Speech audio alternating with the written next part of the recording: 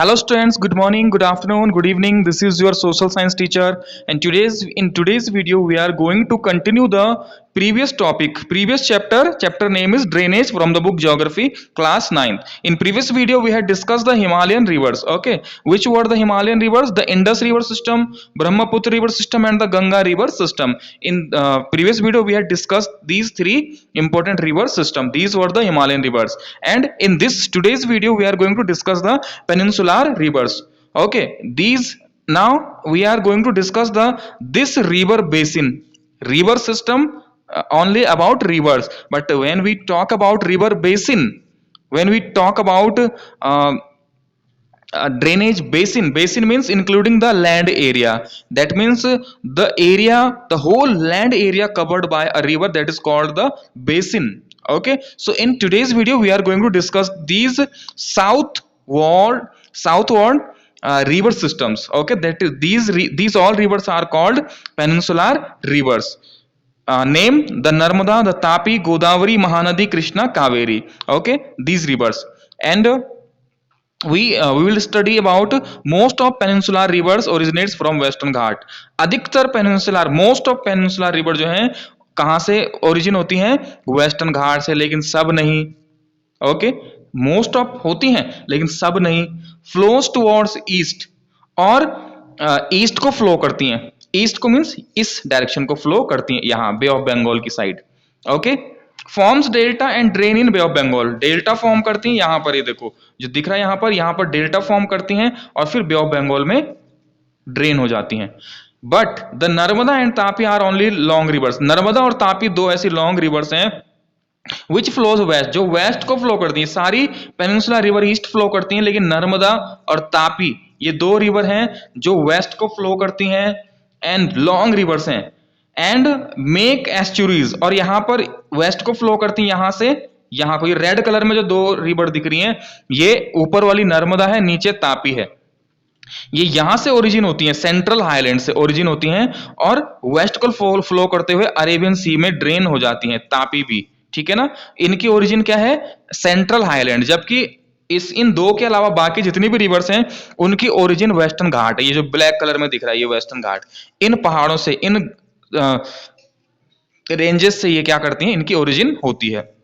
Okay, अभी एक बार में आपको मैं बता देता हूं. ये देखिए जो रेड कलर में दिख रही है सबसे लंबी रिवर, ये है नर्मदा. उसके बाद फिर इसके नीचे जो है वो है तापी, नर्मदा की छोटी बहन तापी.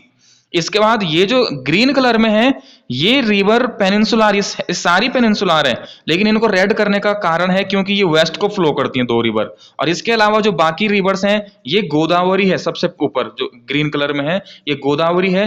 ये वेस्टर्न घाट से ओरिजिन होती है और ईस्ट को फ्लो करेगी. अब ये अरेबियन सी जाएगी. नर्मदा और तापी वेस्ट को फ्लो करेंगी, अरेबियन सी जाएंगी. और ग्रीन वाली जो है गोदावरी, ये ईस्ट को फ्लो करेंगे और बे ऑफ बंगाल में ड्रेन होंगी. उसके बाद दूसरी रिवर है कृष्णा इसके नीचे. उसके बाद तीसरी है कावेरी, और ये है यहाँ पर महानदी. ये भी यहाँ को सारी ईस्ट को फ्लो करती हैं. तो अब हम इनको एक एक करके डिस्कस करेंगे. सबसे पहले डिस्कस करेंगे Narmada basin.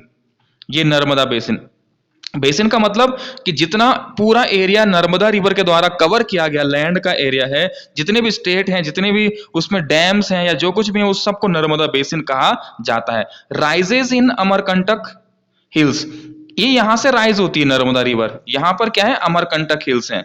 Okay, river Narmada flows through deep gorge forming picturesque location.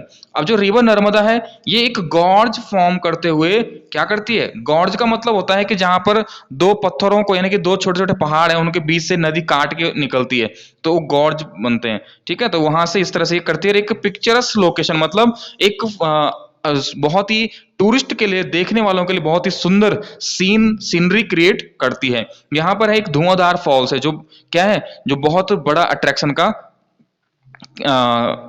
केंद्र है. फ्लोज वेस्ट इन रिफ्ट वैली, ये रिफ्ट वैली में फ्लो करती है. अब यहां पर एक फॉर्मूला लिखा हुआ है VNS. VNS का मतलब है V से है विंध्याचल, N से है नर्मदा, S से सतपुड़ा. अब आप इसको समझ सकते हैं कि जो सबसे ये नर्मदा के ऊपर को यहां नर्मदा है, इसके ऊपर को यहां विंध्याचल है. पहले विंध्याचल है, फिर नर्मदा है, फिर सतपुड़ा की पहाड़ियां हैं. इसलिए VNS लिखा है, विंध्याचल फिर नर्मदा फिर सतपुड़ा। तो नर्मदा जो है वो विंध्याचल और सतपुड़ा पहाड़ियों के बीच में, रिफ्ट वैली आपको पिछले चैप्टर में बताया जा चुका है कि दो पहाड़ों के बीच में जो वैली होती है रिफ्ट वैली, इसमें बहती है ये रिफ्ट वैली में। Most of tributaries of Narmada are short and join at right angle, rectangular pattern. इसकी अधिकतर जो क्या है ट्रिब्यूटरीज हैं वो इसको राइट एंगल पे ज्वाइन करती हैं, यानी कि राइट एंगल का मतलब ये है, और बिल्कुल इस जैसे ये रिवर है तो इसको बिल्कुल ऐसे ऐसे, यहां से इस तरह से, यहां से इस तरह से, यहां से इस तरह से, बिल्कुल राइट एंगल पे ज्वाइन करती हैं रेक्टेंगुलर पैटर्न में। River flows in the part of Madhya Pradesh and Gujarat, ये मध्य प्रदेश यहाँ और गुजरात के पार्ट में फ्लो करती है। ओके, ये है नर्मदा रिवर। इसके नीचे है फिर तापी रिवर। तापी में क्या है, द तापी बेसिन, जितने एरिया को तापी रिवर कवर करती है वो है Tapi basin. Rises in Satpura ranges in Betul district of Madhya Pradesh. अब ये सतपुड़ा VNS, विंध्याचल नर्मदा सतपुड़ा, तो इसकी राइज कहां से होती है, सतपुड़ा से होती है, बेतल डिस्ट्रिक्ट मध्य प्रदेश में, यहां मध्य प्रदेश में। जब आप रिवर को लोकेट कर रहे हैं मैप में तो ध्यान देना है आपने कि जो मध्य प्रदेश को कवर कर रही है तो वो मध्य प्रदेश में ही दिखनी चाहिए, वो किसी दूसरे स्टेट में नहीं लोकेट हो जानी चाहिए। तो सतपुड़ा से ये क्या होती है, ओरिजिन होती है। Flows in the rift valley, ये भी रिफ्ट वैली में क्या करती है, फ्लो करती है, parallel to Narmada and shorter in length, length में नर्मदा से शॉर्ट है, ये तो यहाँ पर दिख रही है आपको इसलिए छोटी बनाई गई है क्योंकि लेंथ में कम है, लेकिन ये नर्मदा के पैरेलल चलती है और रिफ्ट वैली में भी चलती है। ये क्यों रिफ्ट वैली में चलती है, क्योंकि इसके ऊपर क्या है, सतपुड़ा की रेंजेस हैं, लेकिन इसके नीचे यानी कि यहाँ सतपुड़ा है, पहले क्या है, विंध्याचल नर्मदा सतपुड़ा, फिर तापी रिवर, और उसके बाद फिर नीचे क्या है, यहाँ पर महादेव और मैकाल हिल्स हैं। तो यानी कि तापी रिवर भी रिफ्ट वैली में, यानी कि सतपुड़ा और मैकाल महादेव हिल्स, इन हिल्स के बीच में फ्लो करती है, लेंथ में छोटी है। फ्लोज थ्रू मध्य प्रदेश महाराष्ट्र गुजरात, इन स्टेट को ये कवर करती है। लेंथ इसकी है 724 kilometre and drains in Arabian sea, कहां चली जाती है, अरेबियन सी में जाती है। ये दोनों तो थी वेस्ट को फ्लो करने वाली रिवर्स। अब है पेनिनसुला रिवर्स में दूसरी, जैसे द गोदावरी, बाकी रिवर कौन, ये ईस्ट फ्लो करने वाली एस्चुरीज बनाती हैं, ये नर्मदा और तापी, क्योंकि इन यहाँ पर कम जगह कम है, डेल्टा नहीं बनता है, डायरेक्ट अरेबियन सी में चली जाती है, तो उसको एस्चुरीज कहा जाता है। गोदावरी बेसिन क्या है, rises from slope of western Ghat, western Ghat के स्लोप से राइज होती है ये गोदावरी, ठीक है। And in Nashik district Maharashtra, ये महाराष्ट्र है, महाराष्ट्र के नासिक डिस्ट्रिक्ट में।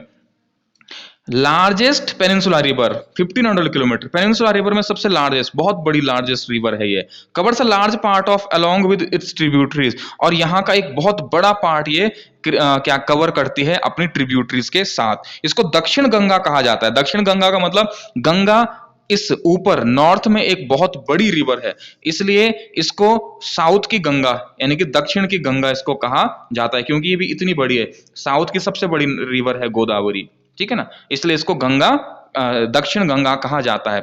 ट्रिब्यूटरीज कौन सी है इसकी, मांजरा, वेन गंगा, पेन गंगा, पूर्णा, वर्धा, प्राणहिता, ये इसकी ट्रिब्यूटरीज है। आपने इनका सिर्फ नाम याद रखना है कि कौन कौन सी है, इनको लोकेट करने को नहीं आएगा, लेकिन ट्रिब्यूटरीज के नाम पूछे जा सकते हैं। Covers part of Maharashtra, Madhya Pradesh, Orissa, Andhra Pradesh, in parts को कवर करती है।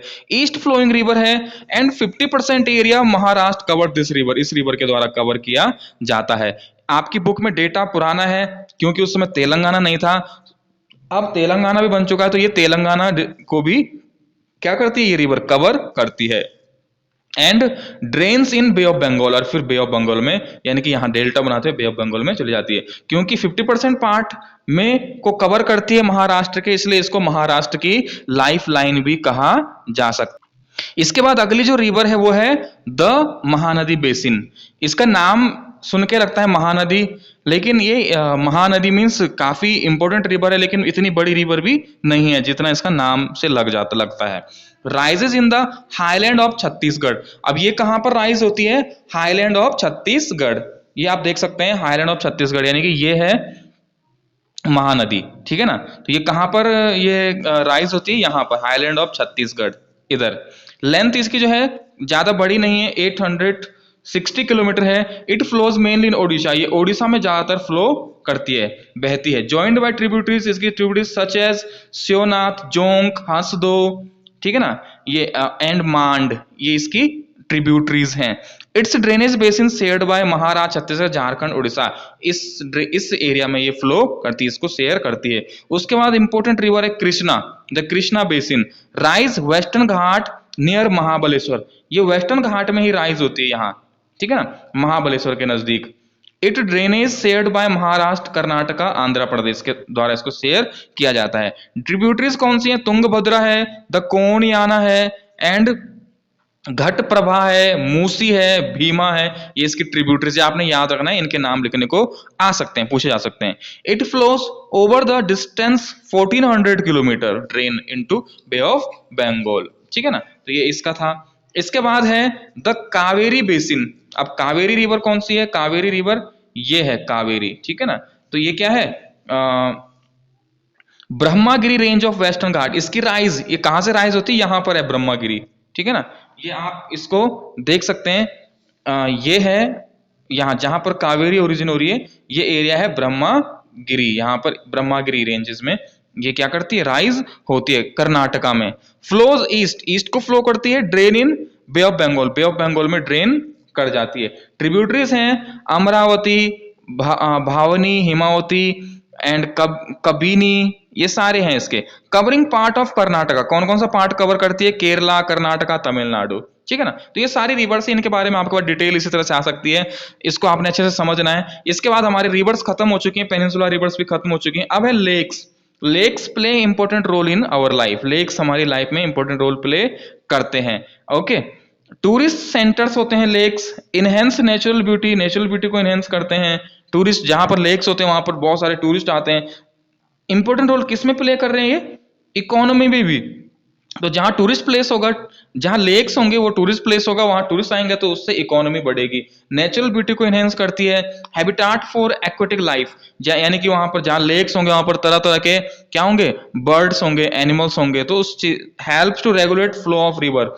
रिवर के फ्लो को भी रेगुलेट करती है। कैसे रेगुलेट करती है? क्योंकि बहुत सारी लेक्स हैं जो रिवर की ओरिजिन है, या बहुत सारी लेक्स हैं जहां पर रिवर जाकर के ड्रेन मिल जाती हैं उसमें, तो इसलिए इसे रेगुलेट भी करती हैं। Use developing hydel power, hydel power के लिए भी काफी यूजफुल है। मॉडरेट क्लाइमेट ऑफ सराउंडिंग, जहां लेक्स होंगी वहां का क्लाइमेट मॉडरेट होगा, ना ज्यादा गर्म ना ज्यादा ठंडा, ठीक है ना। कुछ एग्जांपल हैं लेक्स के, जैसे सांबर सॉल्ट लेक्स हैं, बहुत ऐसे और भी कई सारी लेक्स सॉल्ट लेक्स हैं। जो ऑक्सबो लेक्स आपको बताया जा चुका है, इस तरह की भी कई सारी लेक्स हैं। कुछ नेम है, जैसे चिलिका है, ठीक है ना, प्यूलिकेट है, एंड कोलेरू लेक्स है। इस तरह के कई सारी लेक्स हैं। अब अगला हम देखेंगे roles of rivers in economy. Economy में रिवर्स का क्या रोल है? Rivers have been played important role throughout human history. अब आपने देखा होगा कि जो रिवर्स हैं उनका ह्यूमन हिस्ट्री में, हमारी हिस्ट्री से ही बहुत बड़ा इंपॉर्टेंस रहा है, क्योंकि लोग वहां वहां बसे जो जहां रिवर थी। अब जहां रिवर नहीं होगी, पानी नहीं होगा, लोग वहां पर बसेंगे नहीं। तो पुराने टाइम में, जब आदि मानव के टाइम में समझ लीजिए, जब कि क्या हो रहा था, एक कॉलोनीज बन रही थी, जब लोग एक साथ रहना शुरू कर रहे थे, गांव बसने शुरू हो रहे होंगे, उस समय लोग ज्यादातर कहां पर रहना स्टार्ट किए? रिवर्स के किनारे। Source of natural resources, natural resources जितने भी हैं उस सब का सोर्स रिवर है। आप देख सकते हैं कि वहां पर क्या है कि इरिगेशन फैसिलिटीज हैं, नेचुरल से रिलेटेड सिंचाई वगैरह कर रही हैं, या कोई भी चीज करना है तो वो क्या है, वो रिवर से ही किया जा सकता है। Ancient time people settled river banks. Ancient time में जिन रिवर्स बैंक पे लोग सेटल हुए, आज वो बड़ी बड़ी बिग सिटीज बन चुकी है, जैसे इलाहाबाद। इलाहाबाद बहुत बिग जगह है। तो लेकिन ऐसा नहीं कि हमेशा से ऐसे ही रहा हो, कभी यहाँ पर एक दो लोग आए होंगे, धीरे धीरे आज वो बहुत बड़ी सिटीज बन चुके हैं। तो रिवर्स किस लिए इंपॉर्टेंट है? इकोनॉमी के लिए, जैसे इरिगेशन फैसिलिटीज के लिए है, नेविगेशन के लिए है, हाइड्रल पावर जनरेशन के लिए है। तो इस तरह से रिवर्स का बहुत ज्यादा क्या है, इकोनॉमिक वैल्यू है। उसके बाद आ जाता है रिवर पॉल्यूशन। पॉल्यूटेड बाय, अब आज की डेट में आपको पता है कि ह्यूमंस जो है वो रिवर पे डिपेंड है। उन्होंने जब रिवर के किनारे रहना शुरू किया तो रिवर को पॉल्यूट करना भी शुरू कर दिया, क्योंकि सारा कचरा सब कुछ वो रिवर में डालने लगे। और हमारे घरों में आपने देख सकते हैं कि आज जहां जहां लोग रहते हैं वहां इस तरह की व्यवस्थाएं हैं, जैसे सीवेज वगैरह हैं, कि जो सारा कुछ कूड़ा कचरा हम रिवर में ही चला जाता है। Polluted bye heavy load of untreated sewage. Sewage हैं आज शहरों में बड़े बड़े, वो सारे कहाँ खुलते हैं? वो सारे मिल जाते हैं नदियों में, रिवर्स में। एंड इंडस्ट्रियल एफ्लुएंट्स हैं, इंडस्ट्रियल जहां जहां फैक्ट्रीज कहाँ सेटल होती हैं? नदियों के किनारे। जहां पर इस तरह की व्यवस्था हो, तो उसका भी सारा जो कचरा है वो कहाँ जा रहा है, वहीं। तो इस तरह से पॉल्यूटेड भी किया जा रहा है, जिसके लिए एक प्लान बनाया गया है, नेशनल रिवर कंजर्वेशन प्लान, ठीक है। तो आज हमें जरूरत है कि रिवर्स को हम क्या करें, उनको कंजर्व करें, उनका संरक्षण करें, उनको, और गवर्नमेंट को भी इसके लिए इसको सोचने की जरूरत है, जिस तरह से गवर्नमेंट सोच भी रही है। तो इसी के साथ हमारा ये चैप्टर फिनिश हो जाता है। इसमें हम लगभग लगभग हर चीज डिस्कस कर चुके हैं। Okay, thank you.